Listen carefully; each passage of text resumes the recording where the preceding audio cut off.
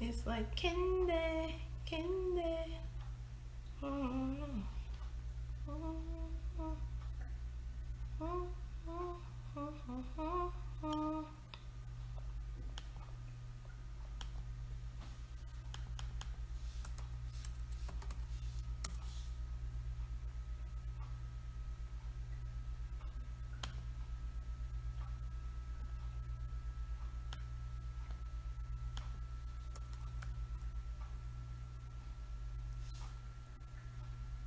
I have a lady.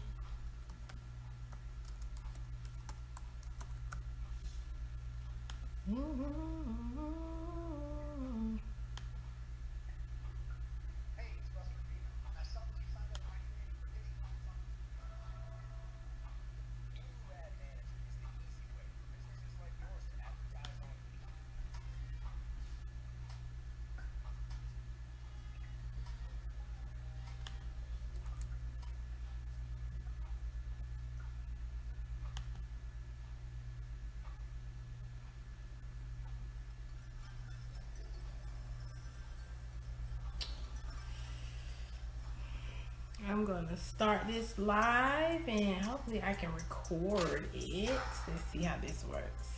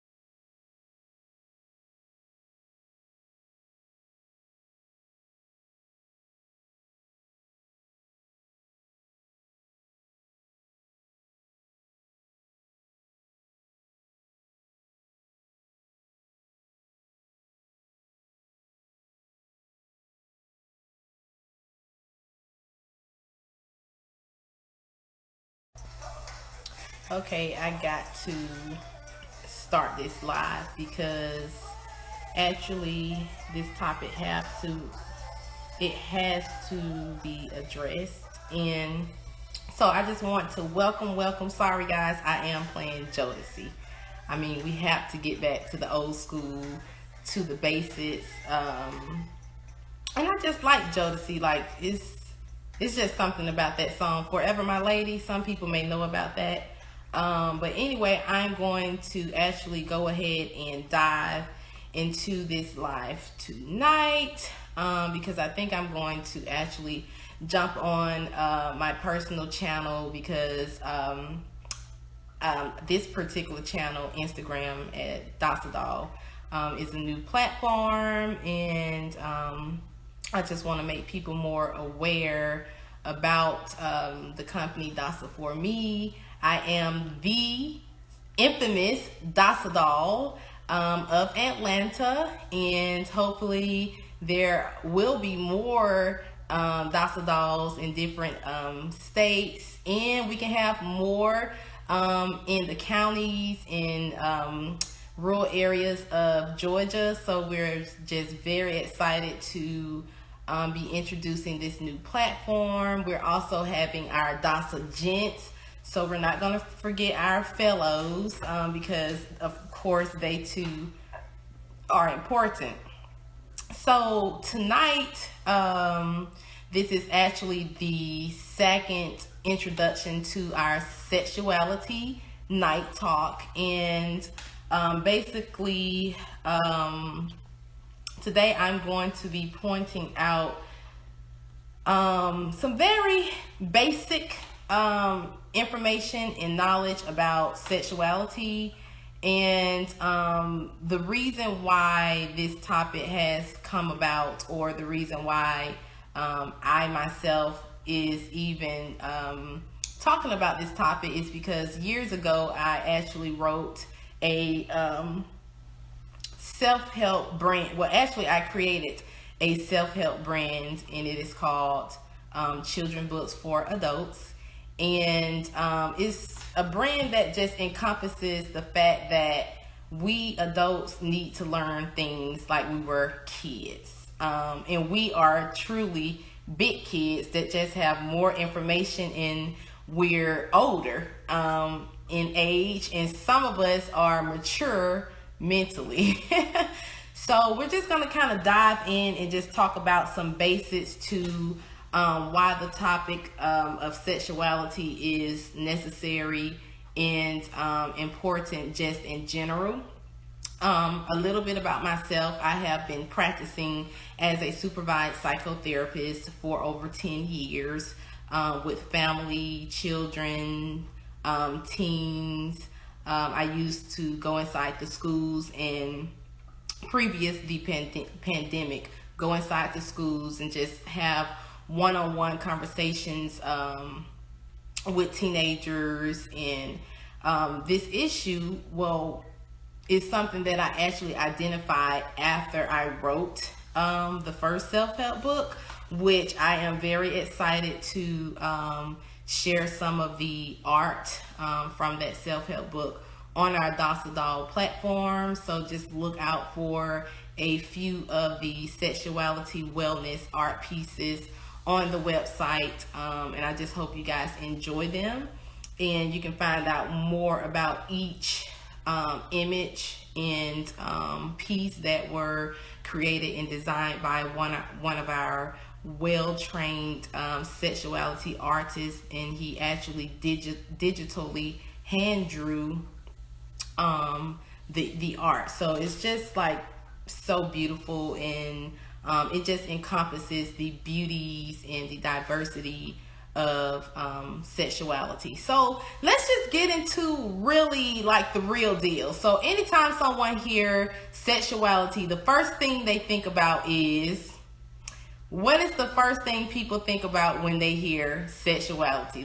Let's just be real. Sex, why they talking about it, what you mean, give me some more information. It's just so many things that come to mind when someone uses the word sexuality. Questions like, well, when should we talk to kids about this? Or is that considered dating? Like, what is sexuality? Everybody wants to know. So I just love to break the word down in its simplest term. Sexuality. It's just like your personality. Sex has its own ality, right? It may be funny, but it's actually the truth. So what I'm going to do is just kind of talk about three main components of human sexuality. And this is part one, guys. It's going to get deeper, okay? I'm going to actually bring in some special guests over time, trained guests who will be talking about the different aspects of sexuality. We're going to address it in its diversity, meaning we're going to address it in its gender form, its courting and dating form, its single form, its marital form. A lot of people want to get more information about what's going on in our population. Anyway, we have the gays, lesbians, transgender, bisexual population, and a lot of people want to know more about where did these sexualities or sexual identities come from. How does it affect people's lives? How How is it affecting society? How are these things affecting our children? And is it in a bad way or a good way? Is it negative or is it positive? So anyway, those are some of the questions that our, Sexuality Night Talk will basically be discussing.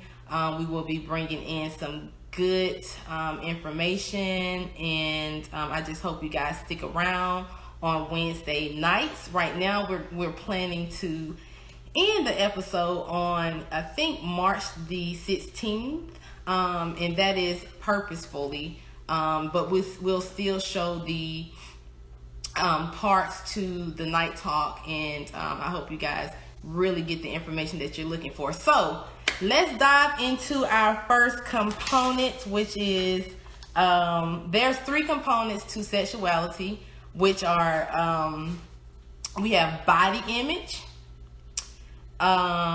we have sexuality or sexual functioning, and then we also have reproduction, which is like one of my favorites, but it's coming down the pipeline. We're going to actually get to reproduction and why that is important in our society when we talk about courting, teaching kids about relationships, dating, sustainability, generational families, generational wealth, whatever you want to call it, generational. There is a huge disparity between ethnicity, races in our culture, as far as Black women. Out of all non-Black populations, meaning non-Hispanic and white populations, Black women have the highest rate for unstable marriages in not getting married. So what does that matter? Why does that even matter? Some people may say it's an issue because that means our population is actually decreasing. So we will become a minority. We're already kind of like a minority, but we will, if we do not reproduce and if we do not have children, that means there's going to be a decrease in our numbers. I mean, it's just realistic, right? So let's just talk about, I actually posted something up on my IG that I wanted to actually bring forth right quick. So what I did is I talked about what are some of these sexuality issues. There are some issues that people, I don't know if they're addressing it or if people are actually keeping these things within. A lot of times when it comes down to, and if you guys have any questions, please feel free to, put it in the little chat box here. Instagram is definitely like our little buddies these days because we're able to chat, talk, and things like that. But some of the issues of sexuality actually start, we're going to say usually around your teenage years, okay? Most people don't know that, but sexuality issues usually start around your teenage years. And you may hear a lot of people say, oh, I was born like this or X, Y, and Z. We're going to get to that. Like I said, sexuality is it's a broad topic, and it's a lot of information to cover, but we're going to actually start with the basics, and then we're going to get to the grown and sexy part because we just can't leave that out, okay? But we have to talk about what the issues are. So we have sexual gender issues, we have body image issues, we have sex issues in our marriages, we have issues such as loneliness, because as we know, we're living in a high dating, online dating, whatever dating population where people are looking for whatever it is they're looking for in the dating arena. I mean, it's a multi-billion-dollar arena, And so we know that if people are dating, then they're looking for something, whatever it is, whether it's love, whether it's sex, whether it's attention, whether it's something to fulfill a void, whatever, fun. But that's not the issue. The issue is when people are actually having somatic issues, physical issues, depression, anxiety, distress. Those things are coming about because of something, your personal feelings. And that's what we want. We want people to be honest. What is really going on? Okay. So like I said, we're going to actually bring in some experts to kind of help me out. I can handle this thing now. I can definitely handle this thing. That's why we have parts to our sexuality episodes, because it's so much to cover. So body image, let's stick on that for 1 minute. What is body image? Anybody, anybody want to take a jab, throw something in the chat box? What do you think body image is? It's so simple. It's just as simple as the way a person see themselves and how other people see you. So that can body image can even start with your hair, okay? Just your esteem about how you look in general. It's so many things we can cover, from your toes. We gonna get into the fetishes and all that stuff. But anyway, let me stay focused. So what do you think about your body, your hands, your private parts? Like I said, your hair, your eyes, your hygiene, your oral hygiene, your just your whole physique, your physical makeup. What do you think about that? And I'm asking these questions that I'm asking are questions that can actually be asked to children and teenagers, okay? And sometimes people actually miss, there's some things that we miss in our childhood that catches up with us, okay? And so somebody image issues can be fixed. They can be addressed if it's bothering you, okay? So if you're having body image issues, or if someone told you something, or it could have been something, most times, if it's what others thinks it's something that you heard when you were young, and then you like, man, I remember that when I was in elementary school, they used to call me X, Y, and Z. They used to call me lip, big booty, whatever. I don't know if anybody experienced names when they were when they were in elementary school, but I know I did. But I kind of embraced it. I embraced my I'll be transparent. I actually embraced my name. I was called Lip, but I'm like, okay, well, y'all probably think, okay, why people keep calling me Lip? I'm like, okay. When I looked in the mirror, now that I'm looking in the camera, I'm like, okay, I like my lips, they cute.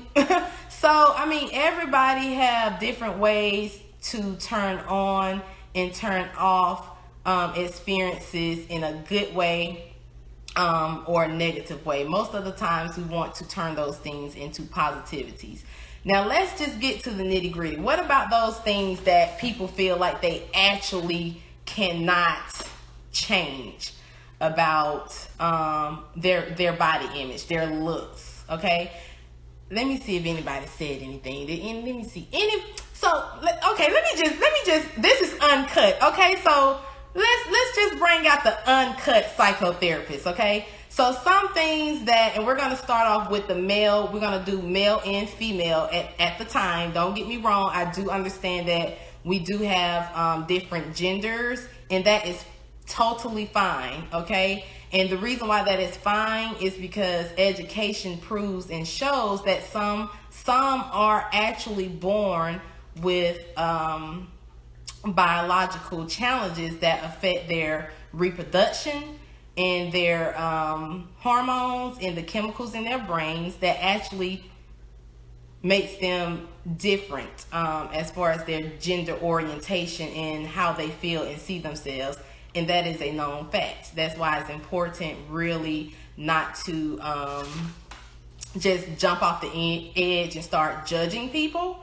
I think that our society over the years have done a great job with inclusivity of other, gender orientations. And like I said, we can always look at the positive side. I know that there are some negative things that people may have to say, and that is perfectly fine. Everyone have their own opinion to gender and orientation. But anyway, let's start with let me see. We always start with the women, so let's start with the men. Things that men feel that they cannot change about their body image. Okay, so you guys are more than welcome to help me out here, but this is uncut psychotherapy. Okay, so let's start off with, and we're actually going to start off with the chakra systems. So we're going to start off with the root chakra, which is your reproduction system. Okay, so what is going on? What is going on down there, guys? So let's talk about men. We're talking about sizes of your genitals. We're talking about hygienes. We're talking about circumcisions. We're really pulling the scales off some things that really can affect people, and we want to bring awareness to how to address these things. I mean, because it's actually it's serious.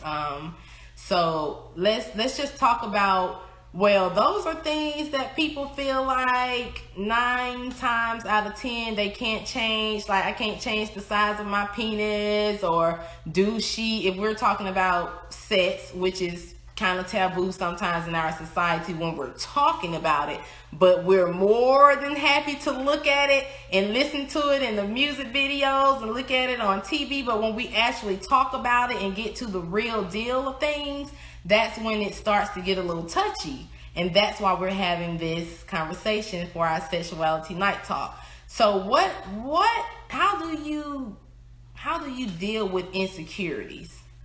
Sexuality insecurity. So we're talking about reproduction.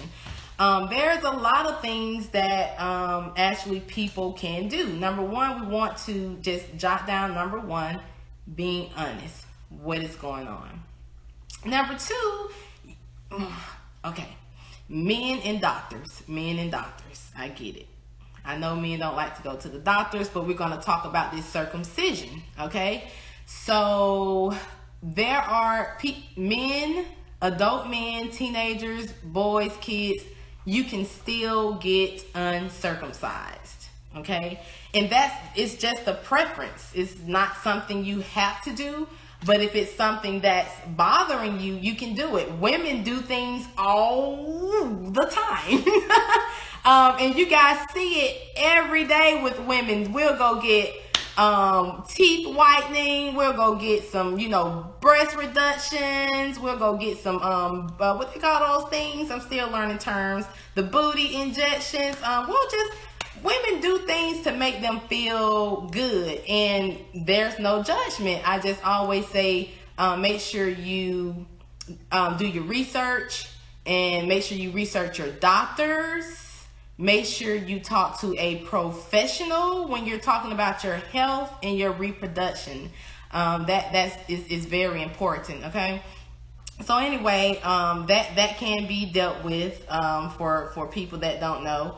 And is that necessary? Is uncircumcision? And we're gonna come out the box a little bit, because we do know that some people in their religion do not practice that. That's perfectly fine, but then that's where the whole hygiene piece needs to come into hand, and that actually needs to be talked about. How do you take care of your body if you are experiencing that kind of thing with your body? Okay, So we address, okay, so now we're getting to penis size, okay?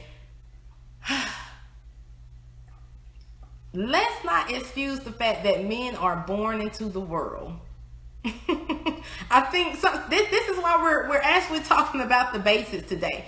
When your child, your son, because we're sticking to the males right now, when your son matures, and this is for, we prefer men to talk to boys about once they get to the age of talking about good touch, bad touch, the birds and the bees, and everybody say, well, what age? We start at 3, okay?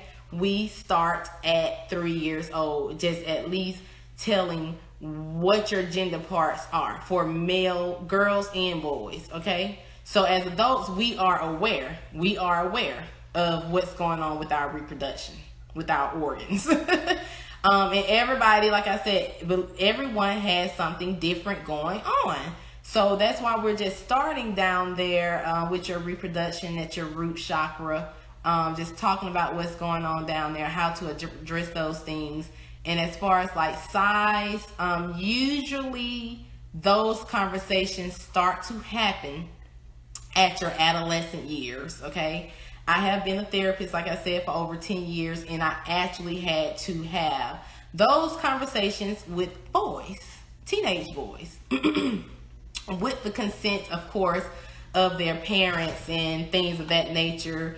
When it comes down to, you know, should they be masturbating, should they not, and all those kind of conversations. So we prefer those kind of conversations to happen within the family, within the family, in a safe environment with a trusted person, okay? Preferably a parent, a male to male, and just talk about body image. That's just very important. Just talking about body image to males and what that means, and sex education. They actually took sex education out of schools, which that's another topic, but we're not going to get into that tonight because we have to jump on these women real quick when we talk about reproduction. So like I said, there's 90% of the time there are things you can do to address your body image issues if you have them, okay? So like I said, tonight we're not going to be able to reach all of the chakras when we talk about sexuality, and then too, we have special guests that we're going to bring in, and they're going to talk about a lot of different things. Pleasure. They're going to talk about diet and why that matters with your sexuality, your sensual behavior, your sexual activity. All of those things are important. And then how they relate to your life in society as a whole. Your relationships, your non-relationships, your marriage. Those things are very important as well. And we're going to get to that on part 2. So let's get to the women. And if there are any questions, raise your hand. I'm just joking. I can't see you, but just, you know, let me look on here. I don't see any. I don't see any questions, which is good. So let's dive into our women. Okay. So like I said, we're on reproduction. Let's talk about some issues, and these are just general issues that may come about. And like I said, when kids are born, they can be born with reproduction organ differences, okay, deficiencies. And that's where the doctors come in and actually educate the parents and so forth. So those issues will have to be addressed with the help of a clinical team and parents. And like I said, that's a whole nother story, but we're just gonna stick to the basics, okay? So reproduction for women, always hygiene. We're talking about kids, kid girls, teenage girls, young women, mid-aged women, and older women, mature women. Excuse that, because we learn a lot from older women, honey. A whole lot. And I'm very thankful for that. So myself, I'm a mid-age. Well, am I even mid-age yet? We're not gonna go there yet, but anyway. So reproduction issues that could come about, hygiene, like I said, chemical or hormonal imbalances, pH, we already know that. Body shape. Okay, we're getting somewhere now. Body shape, we're actually getting into, because women and men are shaped differently underneath the torso. So just how you feel about that whole, everything that's going on in that area, as well as far as size, does count. I mean, and it can actually get more, okay, uncut therapists come to life. So women actually get their vaginas, and we're actually going to use the clinical terms, their vaginas operated on. They may feel like their clitoris is like different, or whatever they feel about how their vaginas look. And it's perfectly fine, guys, to look at your organs. It's yours. They are yours. What is the problem? That is completely fine. When you go to the doctors, they're looking and checking and things like that. So you are your own doctor. So that's why we're actually having this conversation, because we are our first doctors. We are the first ones that actually identify what our issues are when it comes down to our sexuality, how we see ourselves. No one can determine how we see ourselves better than we can. Okay. And last but not least, I said how others see you. It's fine to ask others that you trust, well, what you think about this, or I feel this way. Hey, it's a community. Build trusted relationships and ask questions, and that will save a lot of time and stress, distress, depression, insecurities. We can move past those things quickly if we go ahead and be honest and address them. Okay? So anyway, tonight we just kind of dived in and talked about the basics to sexuality. Body image was one, and let me see.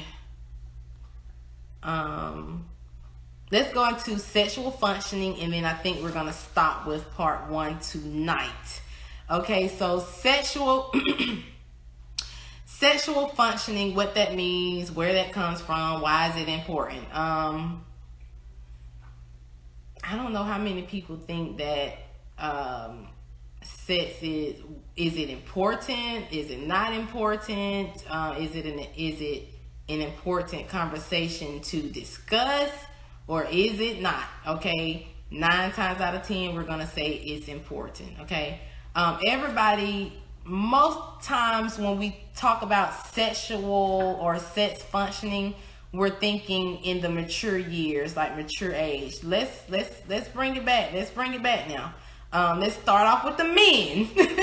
Let's start off with the men now. When men get stressed, it doesn't matter what age they are. They can be in their 20s. They can experience ED, erectile dysfunctioning. They can experience that at a young age because of depression. So going back to body images, maybe what could be depressing a man in a young adult male in his 20s up to his 30s. It can be finances, it can be relationships, it can be family issues, it can be a plethora of things that could be affecting his sexual functioning. It can be spirituality, it can be anything. It can be just pressures of society or the world. A lot of things can affect your sexual functioning. And when we're talking about sex, it doesn't always have to be like intimate. Uncut therapists come to life. So it doesn't always have to be talking about effing or and we're trying to be I'm a little uncut, but then I still have to keep it cool because my topics are actually for children too, so I have to keep that in mind. But we just want to be real, because that's where the disconnect happens, when people are not being honest about what's truly going on. So those are some of the things that could be going on with men in their younger years. Actually, starting life too fast could also be a stressor. Starting a family too fast, doing anything too fast, impulsively, and compulsions, like all of those things can just cause a person to have extreme anxiety. Okay, and so if you're anxious and then you become distressed, you're not, 9 times out of 10, you're not really thinking about anything sexual. But then what happens is, then your sexuality becomes neglected. Your sense of your reproduction, your healthy the healthy functioning of your reproduction is then blocked. So that whole chakra light and the energy down there is just in distress. So that's why we're having these conversations, so that we can make sure we share it with our kids, we share it with anybody we know that could be experiencing some of this stuff, and just get it on out there. So the key is talking and bringing awareness. Okay. So let's get to the women.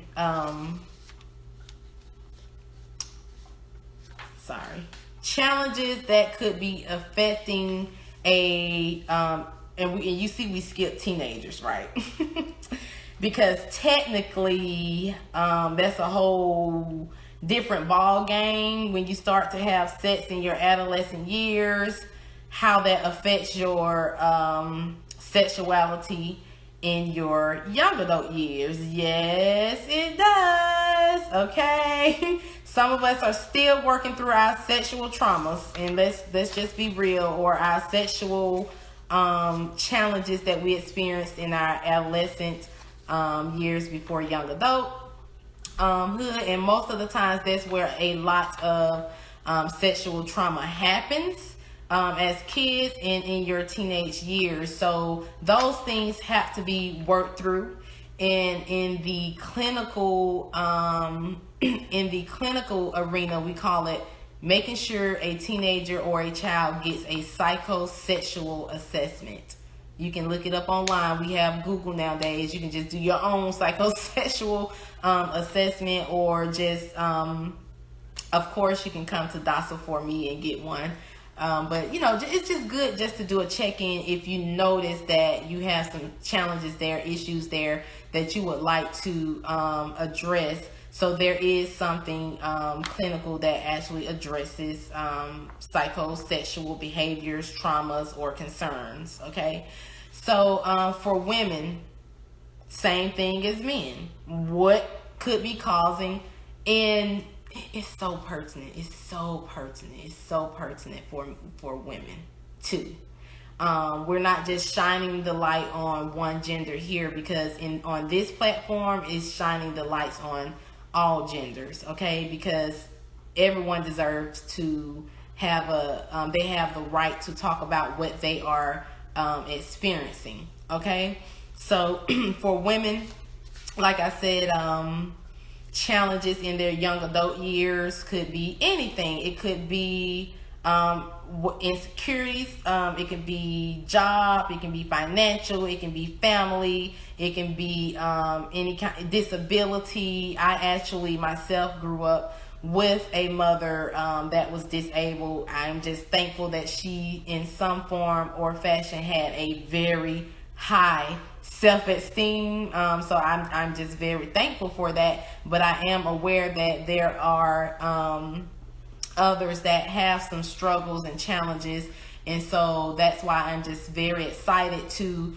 be able to talk about these our sexuality challenges, issues, and resolutions. Okay, so we always want to have solutions. We don't want to just talk about things and not have solutions and answers, so that people can have a better quality of life. That's what this Night Talk show is all about. Fun, excitement, and having a better quality of life. So we all want to, we're working for balance in that area of sexuality. And like I said, we want to bring on our other masterminds, and I'm very excited to I hope that they'll be able to join our platform. I'm pretty sure. And so anyway, those things, as far as challenges for women, it's the same thing for men. So one question may be, well, what is a good age to actually start to actually embark on our sexuality? Okay. I don't know if you guys ever heard of Dr. Frances Welsing. She's one of my favorite people.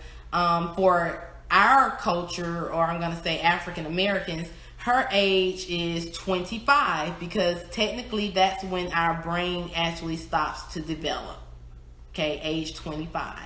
So for all those, I talk to everybody, teenagers, young adults, all y'all that think that you know everything about your sexuality. Your brain is still developing. If you're not 25, and we're going to actually say 26, because you want to give yourself that whole year of 25 to process exactly what's going on with you. She even says it's better in this society for us to think about marriage around 30 and 35. Particularly, honestly, she said 30. So I'm not just gonna even sugarcoat it. It was just sad when she said 35. I was like, God, what in the world? Because it's so cute and so beautiful when we see our marriages and our fairy tale. And don't get me wrong, because I want a fairy tale marriage too. Okay, so everybody have their own preference. Some people like to be alone. Some people don't like to be alone. Some people want to get married. And we're going to actually talk about marriage, which is so exciting. That is actually why I became a therapist, because I was just interested in the whole, this is finna get juicy. I was interested in the whole idea of marriage. And my thing is, I wanted married people to just like have all the resources, just enjoy that thing. Okay. I just couldn't wait to when I was a teenager, like a young adult. It started when I was a young adult, around 20, I'll say probably 18 through 23. That was my stage of, oh my God, like just so excited about that whole marriage thing, relationships. When I was in college, people would just come out and talk to me out the blue about their relationships. I never thought about being a therapist. I actually wanted to be a medical doctor, and it doesn't even matter what kind of doctor, because I wanted to be so many doctors. But once I was able to see the lifestyle of doctors, I was like, nah, I'd rather just keep moving forward and figure out what other area I will be helping people in. And this is the best thing I've done in my life, to be a therapist, because it has tremendously impacted my life. I learn from other people all the time. Of course, they're getting psychoeducational information from me, but people have the answers. Everyone have the answers to whatever issue they have. People are jewels, and so that's why it's important to respect them. I know I just said that, and I know people like, well, it's bad people in the world too. Yes, they got issues too, honey. They got sexuality issues too. That's probably why they bad. But anyway, that's another conversation for another talk show.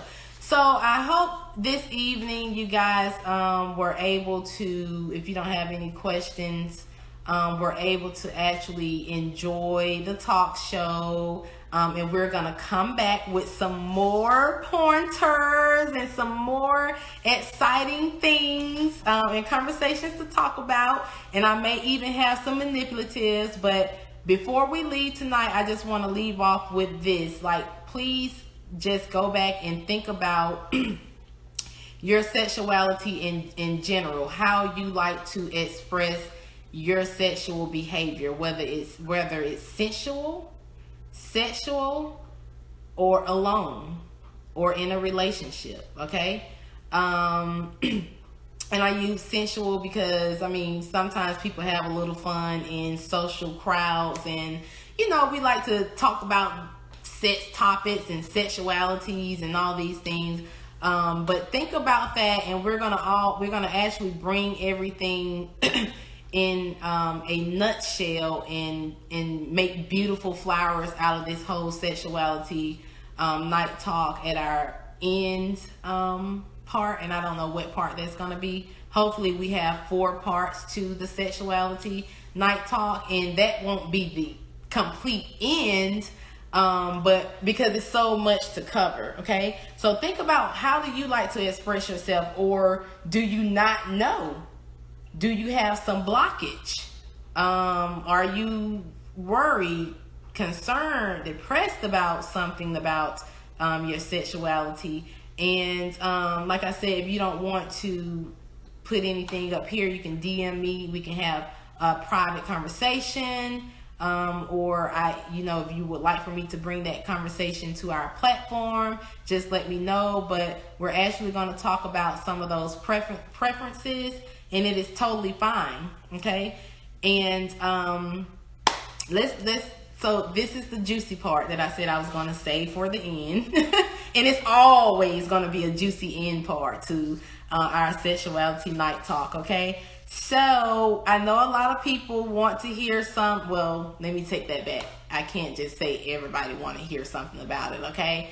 One sexual expression that is not talked about is the dominatrix population. So we're actually going to be talking about that population and that whole the other belongings and people that belong in that that world, and where that comes from, okay, and what that actually looks like in our society, and is it a negative thing? Is it a bad thing? And we're actually going to tie spirituality, religion also into this conversation, because it's something that just has to be addressed when we talk about sexuality. And it's totally your opinion, your belief, because sexuality is actually a part of your belief. Your values and your beliefs are a part of this conversation. But I'm very excited to continue to teach you guys about the chakra energies and how they relate to sexuality, and just continue to bring in some fun conversations and manipulatives. So thank you guys for tuning in with me tonight on our live at Dasadoll, and thank you for listening to the Dasadoll of Atlanta. And I'll be looking for you next Wednesday night at 8:30. Good night.